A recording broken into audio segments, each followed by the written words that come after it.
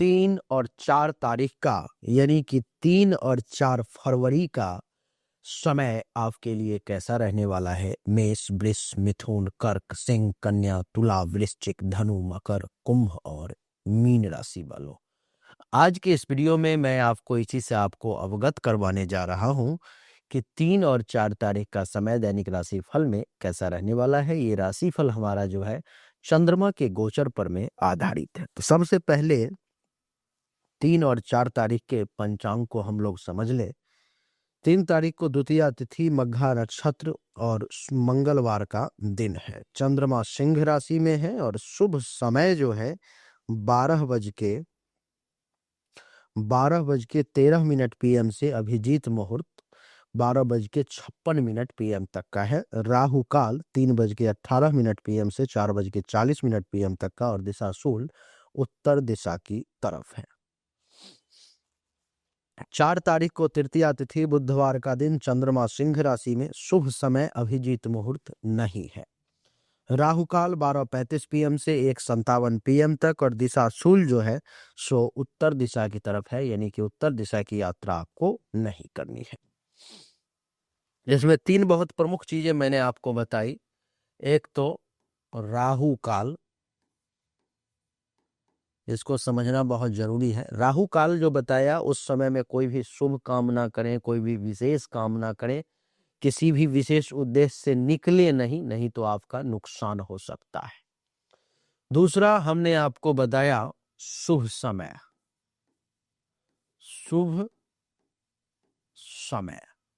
शुभ समय एक दिन अभिजीत मुहूर्त है, दूसरे दिन अभिजीत मुहूर्त नहीं है।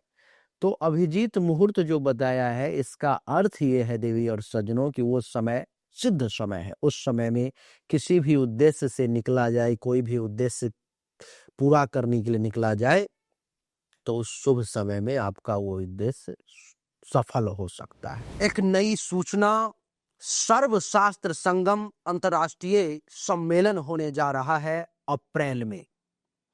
इसमें तंत्र मंत्र, ज्योतिष, वास्तुशास्त्र, कर्मकांड और भी अन्य विधाओं के देश दुनिया के जो बड़े विद्वान हैं वो आ रहे हैं। लेकिन वो तो बड़े विद्वान हैं, लेकिन मैं चैलेंज करता हूं आप सभी को जो ज्योतिष सीखने की इच्छा रखते हो या ज्योतिष में अपने आप को आप प्रकांड विद्वान कहते हो, आप जुड़े हमारे साथ। ये शास्त्रार्थ होगा सम्मेलन में और जो शास्त्रार्थ में जीतेगा उसको मिलेगा ज्योतिष रत्न सम्मान, यानी कि ज्योतिष रत्न से उसे अलंकृत किया जाएगा। और सज्जनों, 11 ज्योतिषों को ज्योतिष रत्न से अलंकृत किया जाएगा। इसलिए अगर आपके पास ज्ञान है, क्षमता है या आप जिज्ञासु हैं, अपने आप के बारे में लाइव परीक्षण करना चाहते हो, देखना चाहते हो कि कितनी सच्चाई है इस विद्या में, तो हमारे साथ जुड़े। नीचे डिस्क्रिप्शन में व्हाट्सएप ग्रुप का लिंक दिया गया है, उस पर क्लिक करें और हमारे ग्रुप में जुड़ जाएं और सारा अपडेट आपको मिलता रहेगा। जीवन का ये अप्रतिम अनुभव प्राप्त होगा आपको। आइए वीडियो को कंटिन्यू करते हैं। और तीसरा जो हमने आपको बताया वो बताया दिशा शूल। इसका अर्थ ये है देवी और सज्जनों कि जिस डायरेक्शन में दिशा शूल बताया है उस दिशा की यात्रा आपको नहीं करनी है, नहीं तो आपको दुख हो सकता है, आपको परेशानी का सामना करना पड़ सकता है। उस रास्ते में, उस दिशा में आपको कष्ट हो सकता है। आइए चर्चा को आरंभ करें, समझने का प्रयास करें कि किस राशि वालों के लिए ये समय जो है सो आखिर कैसा रहने वाला है। चर्चा मेष राशि से शुरू करता हूं क्योंकि राशि चक्र की प्रथम राशि मेष है। मेष राशि वालों के लिए चंद्रमा कुंडली के पंचम भाव में विराजमान होंगे, जिसका परिणाम मेरे प्यारे दर्शकों ये होगा कि इस समय में आपको प्रेम संबंधों में जो है सो निकटता आने के योग रहेंगे। आपका प्रेम संबंध बहुत अच्छा चलेगा। शिक्षा और बुद्धि में उन्नति के मेष राशि वालों के लिए योग है। संतान से सुख प्राप्ति का योग है। मन में रचनात्मक विचार भी आते हुए मुझे दिखाई दे रहे हैं। मेष के बाद बात करूंगा वृषभ राशि की। वृषभ राशि वालों के लिए कुंडली के चतुर्थ भाव में चंद्रमा का प्रवेश है, जो ये दर्शा रहा है कि मन थोड़ा घरेलू मामलों में उलझ सकता है। वाहन या संपत्ति संबंधी विचार जो है सो सामने आ सकते हैं। घर परिवार में शांति बनी रहेगी। माता का आशीर्वाद और सहयोग दोनों ही प्राप्ति का योग आपके लिए मैं देख पा रहा हूं। वृषभ के बाद बात करूंगा मिथुन राशि की। मिथुन राशि वालों के लिए कुंडली के तृतीय भाव में प्रवेश है चंद्रमा का, जो ये दर्शा रहा है कि लिखने, पढ़ने, कला या मीडिया से जुड़े लोगों को विशेष लाभ का योग इस समय में बन रहा है। यात्रा की संभावना मैं देख रहा हूं। छोटे भाई बहनों से मेल जोल आपका बढ़ सकता है, ऐसा मुझे प्रतीत हो रहा है। साहस और आत्मविश्वास में भी खूब वृद्धि के योग आपके लिए मिथुन राशि वाले इस समय में प्रतीत हो रहे हैं। मिथुन के बाद बात करूंगा कर्क राशि की। कर्क राशि वालों के लिए कुंडली के द्वितीय भाव में चंद्रमा का प्रवेश है, जो ये दर्शा रहा है कि खाने पीने में आपकी रुचि अधिक होगी। इस समय में धन लाभ या खर्च दोनों की संभावना दिखाई दे रही है। वाणी आपकी मधुर होगी। परिवार में सौहार्द बना रहेगा। इस समय में एक दूसरे से प्रेम सब लोग करेंगे। कर्क के बाद बात करूंगा सिंह राशि की। देवी और सज्जनों, सिंह राशि वालों के लिए कुंडली के प्रथम भाव में प्रवेश है चंद्रमा का, जो ये दर्शा रहा है कि भावनात्मक निर्णयों से आपको बचना होगा। स्वास्थ्य पर में आपको ध्यान देना होगा। थोड़ी बेचैनी भी आपको हो सकती है। नए कार्य शुरू करने का उत्साह जो है सो आपको देखने को मिलेगा। मन प्रसन्न रहेगा और आकर्षण भी बढ़ता हुआ प्रतीत हो रहा है, ऐसा मैं आपके लिए देख पा रहा हूँ। इस समय में आपका आत्मविश्वास, कॉन्फिडेंस लेवल बहुत उच्च स्तर पर में होगा।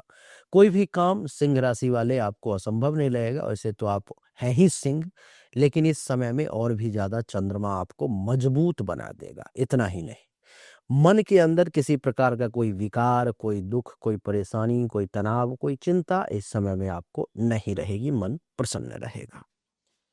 सिंह के बाद बात करूंगा कन्या राशि की। कन्या राशि वालों के लिए कुंडली के द्वादश भाव में प्रवेश है चंद्रमा का, जो ये दर्शा रहा है कि इस समय में अनावश्यक खर्च आपको परेशान कर सकते हैं। नींद की कमी आ सकती है। विदेश से जुड़ा कार्य लाभकारी सिद्ध हो सकता है। ध्यान और आध्यात्मिक प्रवृत्ति में आपकी रुचि जागृत हो सकती है। इस समय में आप ध्यान पर में, पूजा पाठ में ज्यादा इस समय में लग सकते हो।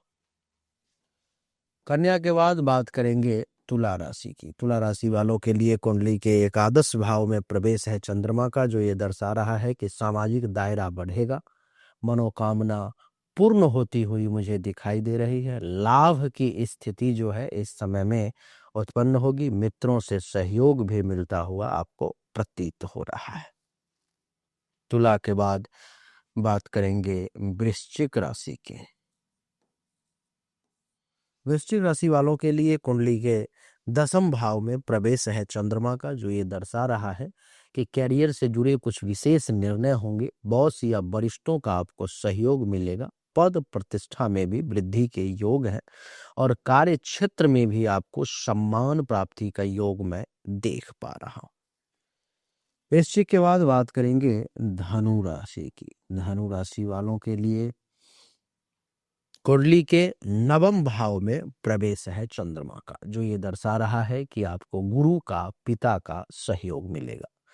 यात्रा या तीर्थ का अवसर प्राप्त हो सकता है। धार्मिक प्रवृत्तियां जो है आपकी वो बढ़ती हुई प्रतीत हो रही हैं। भाग्य में भी वृद्धि होता हुआ मुझे दिखाई दे रहा है। धनु के बाद बात करेंगे मकर राशि की। देवी और सज्जनों, मकर राशि वालों के लिए कुंडली के अष्टम भाव में प्रवेश है चंद्रमा का, जो ये दर्शा रहा है कि आध्यात्मिक या तांत्रिक रुचि जो है आपकी वो बढ़ सकती है। गुप्त चिंताएं बढ़ेंगी। अचानक से खर्च या परेशानी भी देखने को मिल सकता है। मानसिक अस्थिरता भी आपको परेशान कर सकती है, इसलिए थोड़ा सावधान।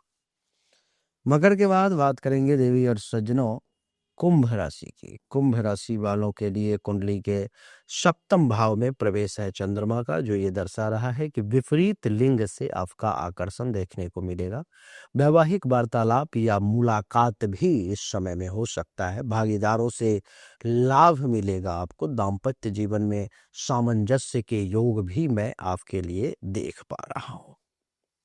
कुंभ के बाद और राशि चक्र की अंतिम राशि जिसका नाम मीन है, जो कुंडली के छठे भाव में विराजमान रहेंगे चंद्रमा, जो दर्शा रहे हैं कि कार्य क्षेत्र में थोड़ा सा दबाव देखने को मिलेगा। शत्रु सक्रिय हो सकता है लेकिन पराजित होना पड़ेगा उसे।